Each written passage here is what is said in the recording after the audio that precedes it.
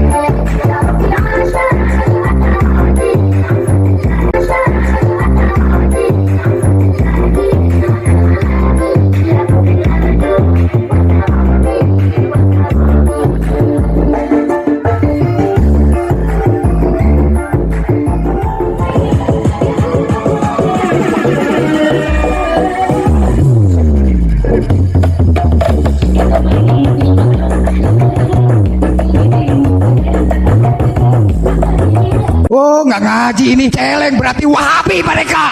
Joget, teman-teman. Musik solawat DJ di setel, di bawah ngapain? Joget. Ada yang pakai apa itu, gedombrengan, sama di bawah joget juga.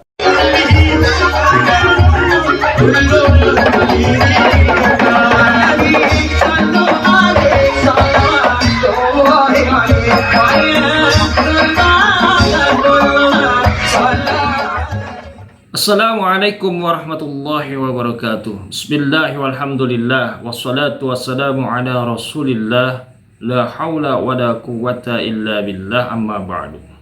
Kaum muslimin yang dirahmati Allah subhanahu wa ta'ala, tadi kita sudah sama-sama menyimak seorang konten kreator yang tidak terkenal sebagai ustadz, tidak juga terkenal sebagai kiai, tetapi membahas perkara syariat, yaitu tentang maulid Nabi. Dan nampaknya dia termasuk orang-orang yang mengingkari peringatan maulid Nabi. Untuk menguatkan argumentasinya, dia menuturkan kemungkaran-kemungkaran atau kemaksiatan-kemaksiatan yang menyertai acara peringatan maulid Nabi. Pada video kali ini, saya akan melanjutkan kajian Kitab Al-Hawi lil Fatawi karya Imam Jalaluddin As-Suyuti tentang hukum memperingati maulid Nabi yang sudah dimulai dari kajian nomor 43 dan sekarang adalah kajian nomor 47. Pada kajian kali ini, pembahasan Kitab Al-Hawi lil Fatawi menjawab argumentasi orang-orang yang mengingkari peringatan maulid Nabi dengan menuturkan kemungkaran-kemungkaran atau kemaksiatan-kemaksiatan yang menyertai peringatan maulid Nabi seperti yang tadi sudah kita simak. Dan tentunya hal ini penting sekali untuk kita pelajari supaya tidak ada keraguan bagi kita terkait hukum memperingati Maulid Nabi yang sudah ditetapkan sebagai sesuatu yang dianjurkan menurut syariat dan termasuk kategori bid'ah yang hasanah atau yang baik. Ini adalah kitab Al-Hawi lil Fatawi juz pertama. Bagi yang belum mendownload kitabnya, silakan di-download terlebih dahulu kitabnya. Linknya ada di dalam deskripsi. Pada kajian kali ini, redaksi kitab yang akan kita kaji ada di halaman 193. Kemudian redaksi kitab yang sudah saya tandai, saya ketik ulang di sini, sudah saya tambahkan harokat dan sudah saya tuliskan terjemahannya. Dan ini nanti bisa di-download, linknya ada di dalam deskripsi, supaya netizen bisa dengan mudah membacanya kembali. Mari kita mulai kajian kitab Al-Hawi lil Fatawi. Bismillahirrahmanirrahim. Imam Jalaluddin As-Suyuti berkata, wa qawluhu wathani ila akhirih wa kalamun sahihun fi nafsihi. Dan ucapannya yang kedua sampai akhir adalah perkataan yang benar pada dirinya. Ghairu anna tahrima fihi innama ja'a min kibali hadhil asya'il muharramatil lati dummat ilaihi. Hanya saja keharaman di dalamnya datang dari sisi hal-hal yang diharamkan yang disertakan kepadanya.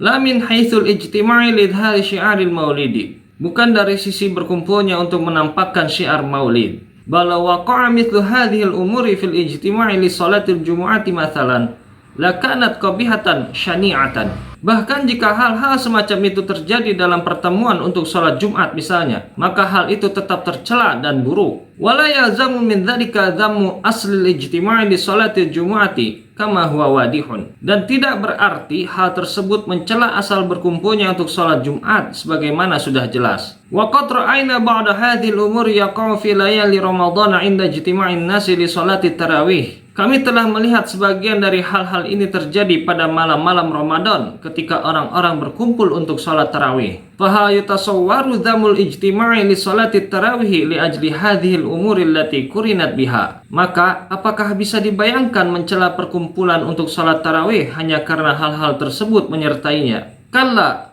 banaqulu aslul ijtima'i li sholati tarawih sunnatun wa qurbatun. Tentu tidak. Bahkan kami katakan, asal dari berkumpul untuk salat tarawih adalah sunnah dan ibadah yang mendekatkan diri kepada Allah. Wa madumma ilaiha min hadhil umuri qabihun wa syani'un. Sedangkan hal-hal buruk yang menyertainya, maka itu adalah sesuatu yang tercela dan keji. Wa kadzalika naqulu aslul ijtima'i li idhari syi'aril maulidi mandubun wa qurbatun. Demikian pula kami katakan, asal dari berkumpul untuk menampakkan syiar perayaan maulid adalah dianjurkan dan termasuk bentuk pendekatan diri kepada Allah. Wa madumma ilahi min hadhil umuri madmumun wa mamnu'un. Dan apa yang disertakan padanya dari hal-hal tersebut adalah tercela dan terlarang. Kitab Al-Hawi lil Fatawi halaman 193 juz pertama. Tepat sekali jawaban Imam Jalaluddin As-Suyuti bahwasanya apabila ada kemungkaran atau kemaksiatan di dalam hal-hal yang dianjurkan, tentu kita cukup mencela atau melarang hal-hal yang mungkarnya saja. Tidak perlu seluruhnya dilarang. Contohnya di sini,